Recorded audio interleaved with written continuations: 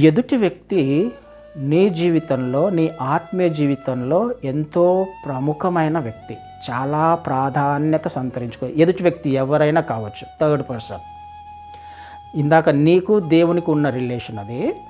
ఆయనకు నీకు మధ్యలో ఎవరు రాకూడదు, ఆయనకు నీకు మధ్యలో ఎవరు రాకూడదు, రక్షణ విషయంలో ఎవరు రాకూడదు. కానీ కాన్స్టిట్యూషన్ ఫాలో అయ్యే విషయంలో మాత్రం ఎదుటి వ్యక్తి నీ ఆత్మీయ జీవితాన్ని ప్రభావితం చేసేవాడు, ఖచ్చితంగా ప్రభావితం చేస్తాడు.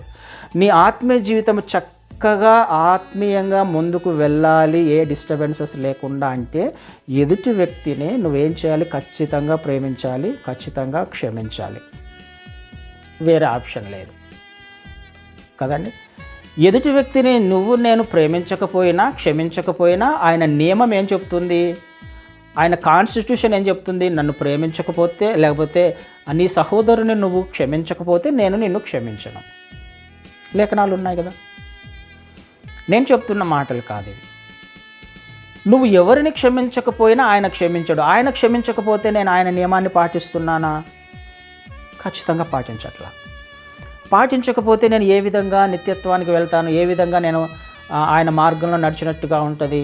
నేను దేవుణ్ణి ప్రేమిస్తున్నాను కానీ నా సహోదరుని ప్రేమించలేను అని అంటే కుదరదు. అలాంటప్పుడు దేవుణ్ణి కూడా నువ్వు ప్రేమించట్లేదు అని. ఎందుకు? ఆయన నియమం అది, ఎదుటి వ్యక్తిని ప్రేమించడము అన్నది.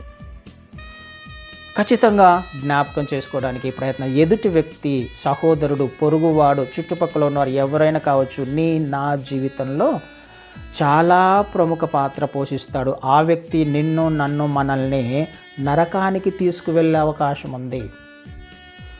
ఆ వ్యక్తి నిన్ను, మళ్ళీ చెప్తున్నాను, ఆ వ్యక్తి నిన్ను, నన్ను, మనల్ని నరకానికి తీసుకుని వెళ్ళే అవకాశం ఉంది. నేను చెప్పాలి ఆ మాట. మత్తయి సువార్త 5వ అధ్యాయము 23వ వచనం. లేఖనాలు స్పష్టంగా ఉన్నాయా? దేవుని నియమాలు స్పష్టంగా ఉన్నాయా? ప్రార్థన చేయడానికి వచ్చినా, దేవునితో సంబంధం కలిగి ఉండడానికి నువ్వు ఆయన దగ్గరికి వచ్చినప్పుడు, ఒకవేళ ఎవరికైనా నీ మీద వేరే అతనికి ద్వేషం ఉన్నా నువ్వే వెళ్ళి సారీ చెప్పాలి. నీకు వేరే వాళ్ళ మీద ద్వేషం ఉన్నా నువ్వే వెళ్ళి సారీ చెప్పాలి. రెండిటిలో నువ్వే సారీ చెప్పాలి. ఆ వ్యక్తికి నీ మీద ద్వేషం ఉన్నా, కోపం ఉన్నా నువ్వే సారీ చెప్పాలి. ఆ విషయం నీకు తెలిసినప్పుడు. నీకు వేరే వ్యక్తి మీద ద్వేషం, కోపం ఉన్నా నువ్వే సారీ చెప్పాలి. ఆ విషయం గుర్తుకొచ్చినప్పుడు అసలు ఫస్ట్ ప్రార్థనే చేయొద్దు అంటాడు. అసలు ఫస్ట్ నా వద్దకు రావద్దు అని అంటున్నాడు. అర్పణను అక్కడే వదిలిపెట్టేసి అక్కడ నుంచి లేచి వెళ్ళి ఫస్ట్ సమాధాన పడకపోతే కదా, సహోదరునితో సమాధాన పడకపోతే, అక్కడ సహోదరుడు వచ్చాడు. కిందికి వచ్చేసరికి ఏమవుతుందో చూడండి.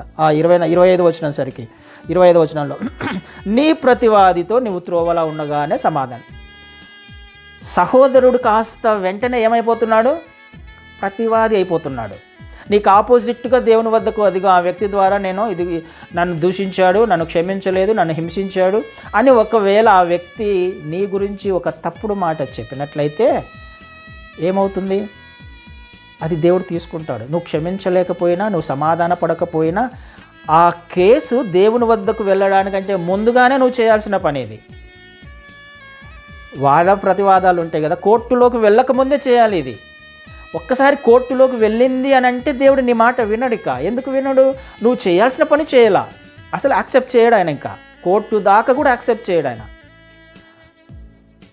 అప్పగించేస్తాడు, ఆయన శిక్షించేస్తాడు. ఎందుకు? మొదటగానే ఆడిదాకా రాకూడదు. ఆడిదాకా రాకముందే మనకు కొన్ని నియమాలు ఇవ్వబడ్డాయి, కొన్ని ఆజ్ఞలు ఇవ్వబడ్డాయి.